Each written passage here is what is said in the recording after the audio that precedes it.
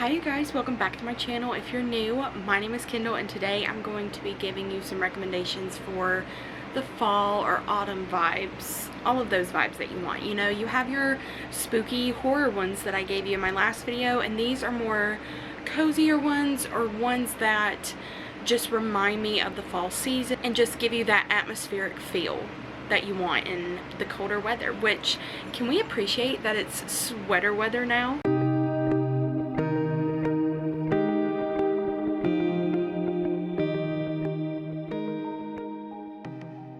So I'm going to be giving you some of these recommendations, and I'm going to go through the ones that I haven't read to start off with and kind of switch it up a little bit, and then I'll go through the ones that I have read. So the ones that I haven't read are going to be more than the ones that I have read, just because I feel like I haven't read that many that I feel take place in autumn or fall or give me those type of vibes. So hopefully this fall I'll be able to change that outlook and I'll have read a good many that do give me all of the good fall vibes. So the first one is a graphic novel, and it is CeCes Journal, The Adventures of a Writer in Training by Joris Chamblain. This is the first one in the series. I don't quite know how many are in this series, but I think that the cover is so cute. I love that it's a little redheaded journalist. My heart feels for this. It has a 3.96 rating on Goodreads, which I feel is pretty good. So I've kind of gotten used to reading you guys the synopsis on the back. So if they're small or short, I will do that. So this one I'll read to you. It says, Cici dreams of being a novelist. She keeps a journal for her notes, scrapbook pieces, and doodles about the mysteries she encounters every day. Her favorite subject? People, especially grown-ups. Everyone has their own special secret. Cici figures, and the only way to understand someone is to find out what that secret is. But when Cici's obsession with a new mystery leads to her lying to her mother and abusing her friendships, the only way for her to set things right is to turn her writer's eye inward and to learn to understand Cici a little better. I think it sounds so cute, and I feel like we've all been in that boat where you get kind of intrigued by the idea of not necessarily a mystery. Oh my gosh, peanut butter.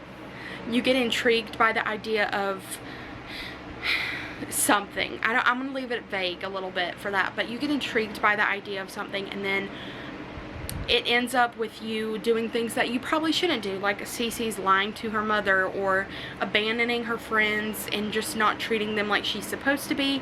And then you kind of realize, you end up at a place where you take a step back and you see that maybe it's you, and that you need to try and figure out something for yourself. So I think that this one's so cute. I love that it's about this little girl who is like a journalist and wants to, you know, unsolve these mysteries and figure out what's going on and get to the bottom of the story, because she would make a great journalist if that is her goal. And the pictures in this are so stinking cute, and they just give you all the fall vibes, in my opinion.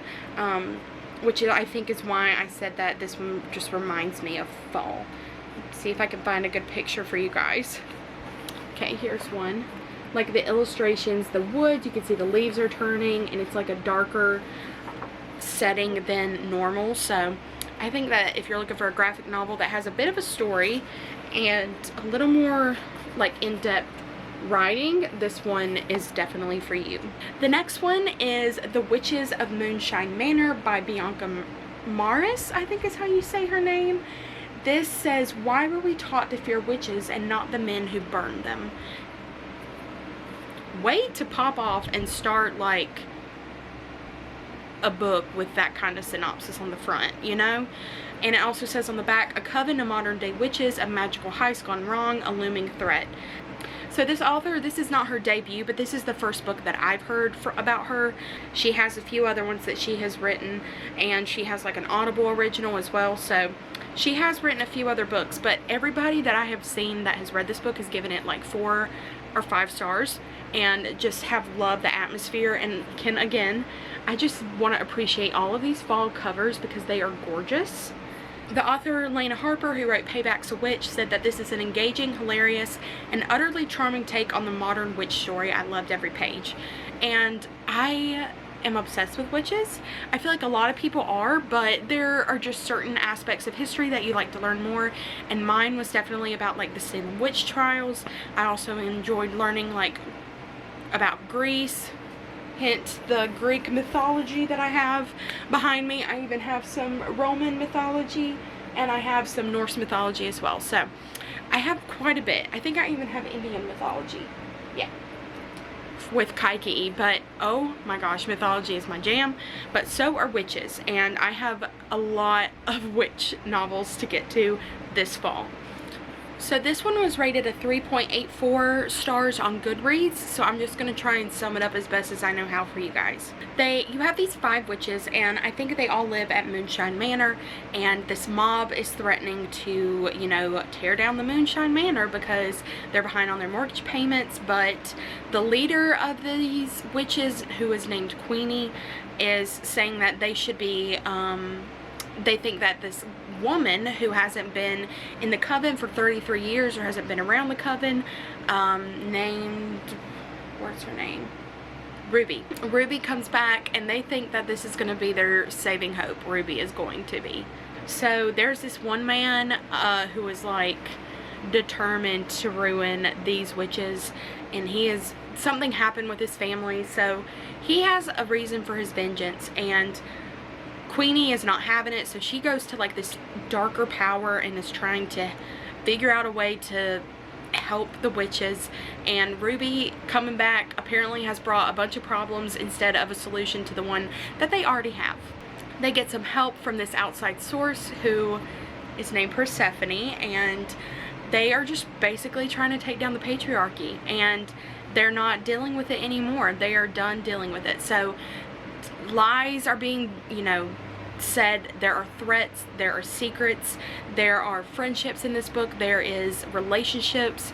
And the book, let me just read you the last sentence of the synopsis on this book. It says, heartbreaking and heart mending, it will make you grateful for the amazing women in your life. And I don't know about you guys, but I have a ton of amazing women in my life, and a book that is going to make me even more thankful than I already am for them is just sounding perfect to me.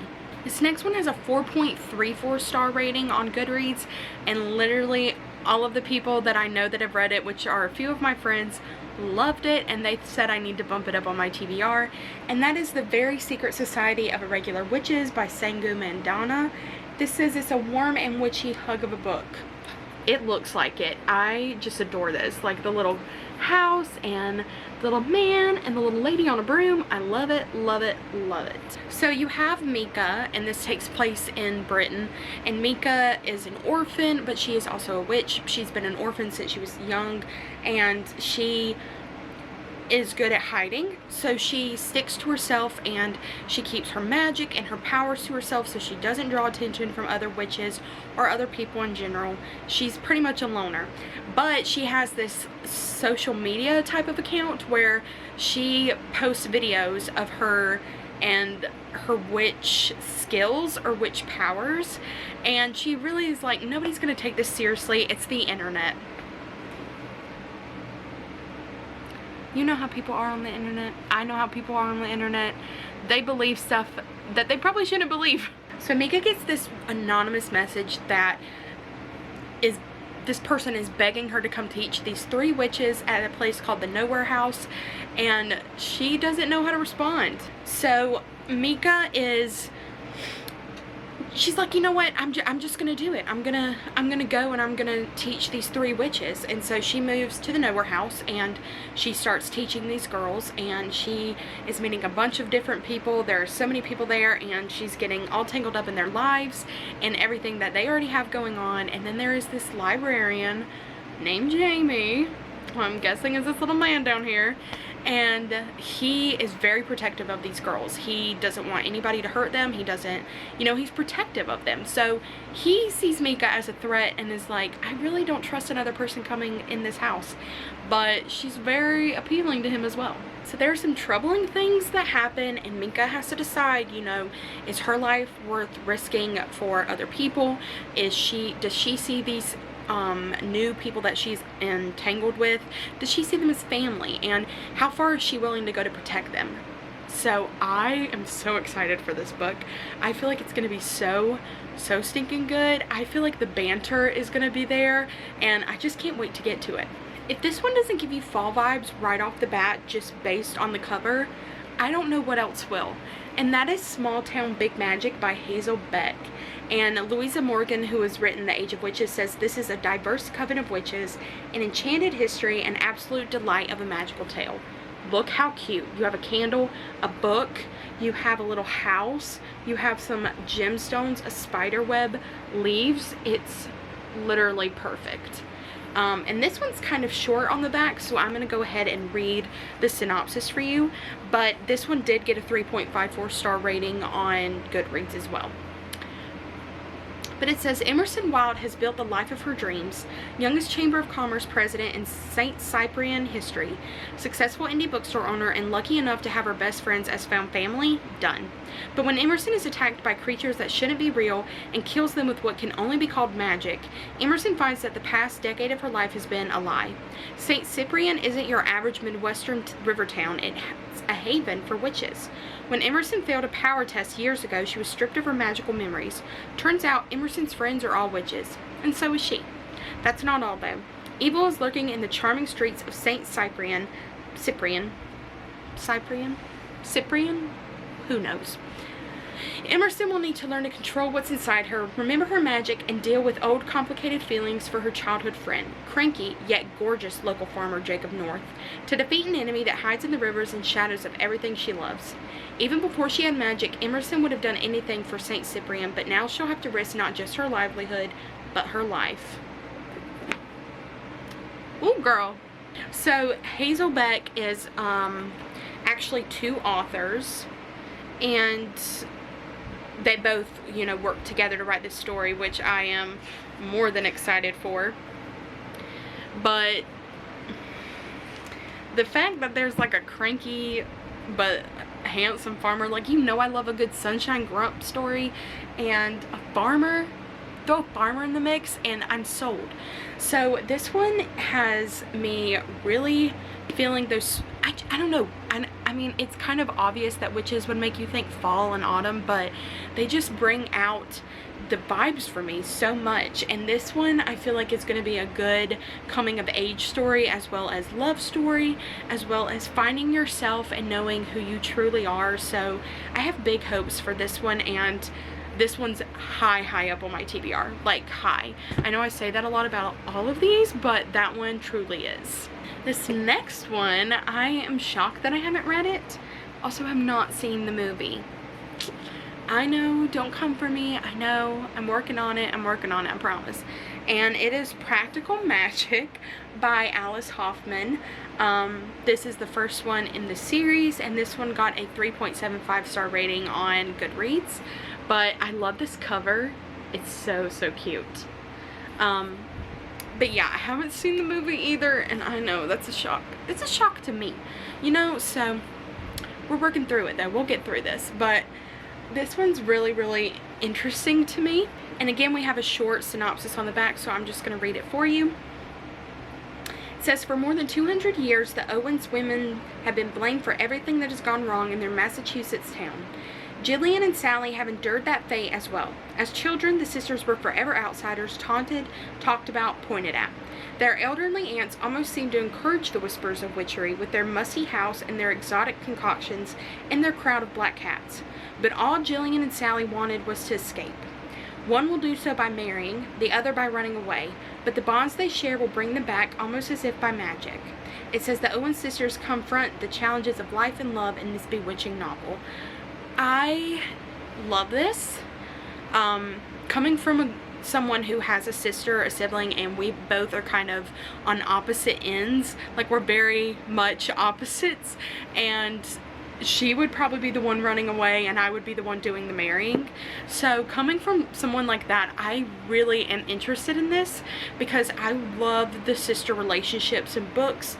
I love seeing, people learn how to love each other and love themselves, and I just think it's neat. And the fact that you are putting magic in this and there is a special bond that you can feel, as sisters that bring you closer together just makes this even more enticing. So I'm very excited to do this, and I'm probably going to end up vlogging like my reaction to this book because I feel like a lot of people have read it, and again, it's pretty short, so yeah, it's easy to get through, but I feel like practical magic is a staple for this time of year, so I had to add this to my list. This next one I'm kind of nervous about, but like I'm very excited for it, and that is The Nature of Witches by Rachel Griffin. I love this cover. Normally I don't like people on the cover of books. It bothers me. I don't think it's aesthetic at all. But that's just my opinion. But this one, there are certain books that do it so well. This is one of those books, and I love the leaves and the lightning. It's young adult fantasy, which is right up my alley. I love me some young adult fantasy. This one has a 3.88 star rating on Goodreads, but this is another one where the synopsis is pretty short, so I'm going to read it to you guys. It says, Clara Dinsmore is an ever-witch. For centuries, witches have maintained the climate, their power peaking in the season of their birth, but their control is faltering as the atmosphere becomes more erratic. All hope lies with Clara, whose rare magic is tied to every season. In autumn, Clara wants nothing to do with her power. It's wild and volatile, and the price of her magic, losing the one she loves, is too high, despite the need to control the increasingly dangerous weather. In winter, the world is on the precipice of disaster. Fires burn, storms rage, and Clara finally accepts that she's the only one who can make a difference. In spring, she falls for Sang, the witch training her. As her magic grows, so do her feelings for him, until she's terrified Sang will be the next one she loses. In summer, Clara must choose between her power and her happiness, her duty and the people she loves before she loses everything. From a stunning new voice comes a story about a powerful witch who must decide if using her volatile magic to help the world is worth the price of losing the person she loves the most. So, I've heard a lot of people say mixed things about this, but I think when an author comes out with their debut novel, you have to at least give it a chance. This is her first novel she's written and had published, you know, maybe not written, but the first one she's had published, and I go into debut novels with wide open eyes and a wide open mind. So I'm very, very excited for this one. I think it's a really, really cool storyline, like having a witch that, you know, in the season of their birth, that's when their powers are most at their high in a way, but with Clara, it's every season. Like, I love that, and I think it's a very cool way to have a girl choose between what matters most to her and what she's willing to give up for other people. Like, it's kind of like Marvel for me in a way. You have these Avengers and these superheroes who, they don't want to lose their life, they don't want to lose the people they love, but they're willing to risk it to save other people, and it comes down to, like, are you willing to lose one person to save 100? Or are you willing to risk all of those 100 people and their lives and their families, emotions and everything like that to save the one person that you love? And I think it's an interesting concept, and I just really like it. So this one's going to be a really cool one to read. This next book just came out in July, and it has a 4.05 star rating on Goodreads. I gave it 5 stars. I love it. I think it's adorable. And it is Crumbs by Stirling. I'm obsessed with the cover. Look at her with her little broom and his little magic. Oh my gosh. Love it. Let me read you guys what this one's about. Falling in love just got sweeter.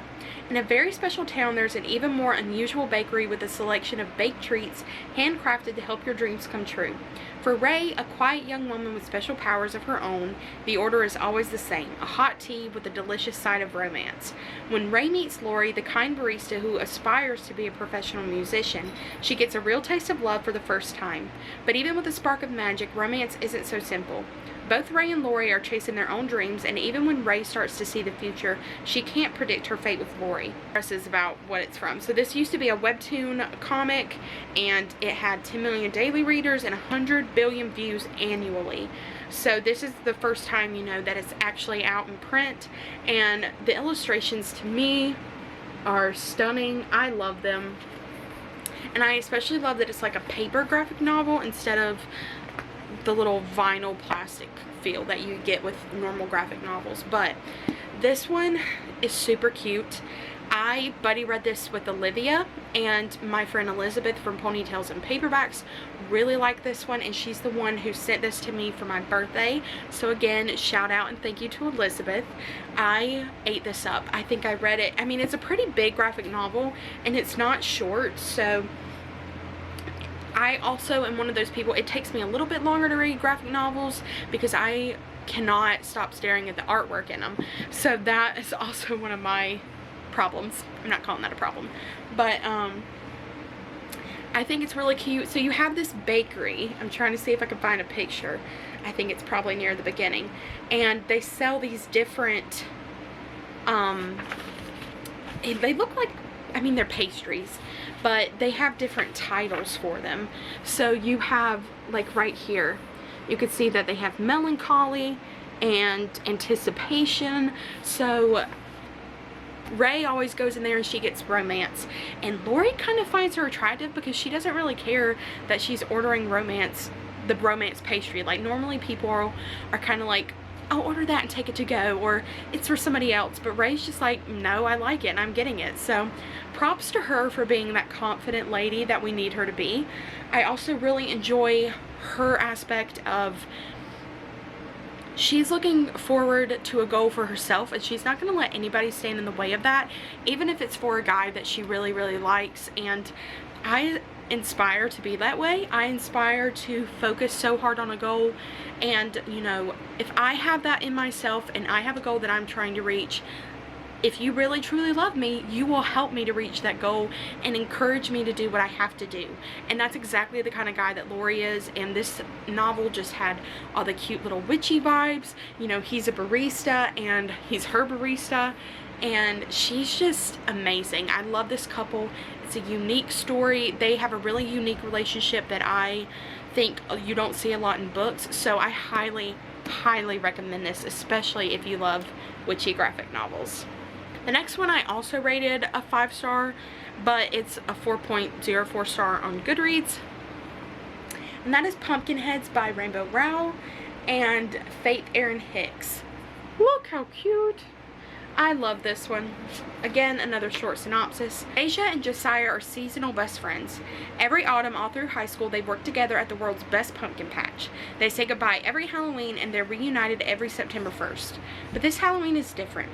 Josie and Deja are finally seniors. It's their last season at the patch, their last shift together, their last goodbye. Josie's ready to spend the whole night feeling melancholy about it. He's the melancholy type. But Deja has a plan. What if instead of moping and instead of the usual slinging lima beans down at the succotash hut, they went out with a bang? They could see all the sights, taste all the snacks. Maybe Josie could even talk to that cute girl he's been mooning over for 3 years. What if their last shift was an adventure? This one was so cute. It actually even brought tears to my eyes. You have this kind of crush that Josie has on Deja, and it's one of those things where you see it, but Deja doesn't see it. And Deja is a, she's just so amazing. Here's like a backside of them. So you can see that Deja is a plus size woman, and Josie does not care about that, but Deja carries herself so well. She has the body positivity, I feel like, that most women, you know, long for, and that is such a big part of this novel, and I love it. And I love how Deja the entire time is like, you know, you could work this for your girl that you like, or you can do this and this, and Josie's like, how do you not see that it's you? And I love it. It's so cute. The fact that it takes place in a pumpkin patch makes it even better, so pick it up. That's all I'm gonna say. This next one doesn't necessarily take place in fall, but it reminds me of fall. I don't even know if it says, I was trying to make sure it doesn't say like, it happens here and blah blah blah, and I'm like, oh, never mind, but I'm gonna do it anyway. So this one is an Enchantment of Ravens by Margaret Rogerson. Ignore my little sticker, but I gave this one a 4-star rating, and Goodreads has it as a 3.65. I love Margaret Rogerson. I think that her writing is very unique. I love that her writing style. My only issue with her ever is that in some of her books, they could be like 50 to 100 pages shorter than what they are. And that's the only thing. Like, you get a big lull that you probably could have avoided. So that's the only reason that her books are 4 stars for me and not 5. But this one is really, really cool.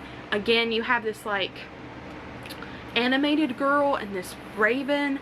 Oh, I love it. It's so stinking pretty. Let me read you what this one's about. Every enchantment has a price. With a flick of her paintbrush, Isabel creates stunning portraits for a dangerous set of clients, the fair folk. These immortal creatures cannot bake bread or put a pen to paper without crumbling to dust. They crave human craft with a terrible thirst, and they trade valuable enchantments for Isabel's paintings. But when she receives her first royal patron, Rook, the Autumn Prince, Isabel makes a deadly mistake. She paints mortal sorrow in his eyes, a weakness that could cost him his throne and even his life. Furious, Rook spirits Isabel away to his kingdom to stand trial for her crime. But something is seriously amiss in his world, and they are attacked from every side. With Isabel and Rook depending upon each other for survival, their alliance blossoms into trust, perhaps even love. A forbidden emotion that would violate the fair folk's ruthless laws, rendering both their lives forfeit. What force could Isabel's paintings conjure that is powerful enough to defy the ancient malice of the fairy courts? Isabel and Rook journey along a knife edge in a lush world, where beauty masks the corruption and the cost of survival might be more frightening than death itself. Maybe that's why I associate this book with autumn, because Rook is like the autumn king. But you have, again, kind of fair folk, which are fairies in my opinion, and they are traveling, and you know, these immortal people don't really feel the emotions or do things that humans can do, and so they normally have them working for them and they're indebted to them. So that's basically what Isabel does with her paintings, and Rook and her just go on this journey, and it's, you know how a journey with like enemies to lovers are. That's, I feel like, what I like about this book so much. So this adds a little bit of fantasy into the autumn fall vibes, but it's not obviously putting it in your face that it's autumn or fall. So take that how you will, but I encourage you to pick this one up even if it isn't this season. This book was originally printed in 2017, and then they basically took them off the shelves and they are reprinting them and republishing them. So far only the first one has been published, so I don't quite know how they're going to go about publishing the rest of them. But it is Ferryman by McFall, and I love this book. Look how pretty. The cover drew me in. I don't even think I read about what it was about until I got home, and I had already bought it. But I gave this one a 5-star rating, and it's rated 3.59 stars on Goodreads. But again, it's a pretty short read as well. Let me see how many pages it exactly is. It's 308, so it's pretty easy to get to, but it is part of a series. I'm trying to remember how many. There are 3 books in the series. So you do kind of get left on a slight cliffhanger where you are wondering about what's going to happen in the next book. One day I will remember to charge my camera fully before I do the video. Today will not be that day, but one day it'll happen. So let me tell you a little bit about Ferryman by McFall. It says, Dylan thought that catching an early train would be the perfect start to her long-awaited weekend trip. But when she wakes up after her train crashes, the bleak landscape around her isn't Scotland. It's a wasteland, a border to the afterlife, shaped by her own feelings and fears because she didn't survive the crash. And the stranger sitting by the train track isn't an ordinary teenage boy. Tristan is a ferryman tasked with guiding Dylan's soul safely across the treacherous wasteland, a journey he has made thousands of times before. Only this time, something's different. The crossing is as dangerous as ever, with wraiths hounding the two, hungry for Dylan's soul. But as Dylan focuses her strength on survival, with Tristan as protector, challenger, and confidant, she begins to wonder where she truly is meant to be, and what she must risk in order to get there. So I mean, this is like, you're finding people after, you're finding the person made for you, even after you have lost everything, including your own life. And I don't think you can lose much more. Dylan is very relatable. You know, she is a teenager and she dies, and you as a teenager, you just believe you are invincible and you can survive anything, and this book shows that that's not always the case. And you know, ferrymen are in mythology, which is probably why I enjoy this one so much. But you have these people are falling in love. This girl who is dead is falling in love with a ferryman who was supposed to get her from one life to the next life, and it's just a unique story. And the way that the author describes the, I don't even know what you would call it, I forget what they call, like, it's not like the in-between, but that's what I always think of. But the journey that she has to take, the descriptions of her surroundings are so good. Like, Claire McFall definitely knows how to set the setting. Basically, she knows how to write a setting and make you feel like you are in the story with these characters. Tristan is a very unique character, and the whole thing behind Ferryman is very interesting to me. So I highly suggest that if you want to pick this up for like a good story that has romance in it, but it also, you know, has grief and it has longing in it. It has a very good story beneath everything in it, and it's just super, it gives me Autumn vibes with how kind of creepy and how dark and gloomy it is. So I think that a lot of people would love this one, and I think I should be hearing more about it on YouTube. So those are all the books that I'm going to recommend to you guys. I'm sure there are hundreds of more out there that I could, but those are the ones that I am most excited for, or the ones that I have enjoyed reading the most. I hope that you guys were able to find something that maybe you want to pick up, or that you were thinking about but just needed that extra step of reassurance, and I'm glad that I could give it to you. But thank you guys so much for watching this video, and I will see you guys in the next one.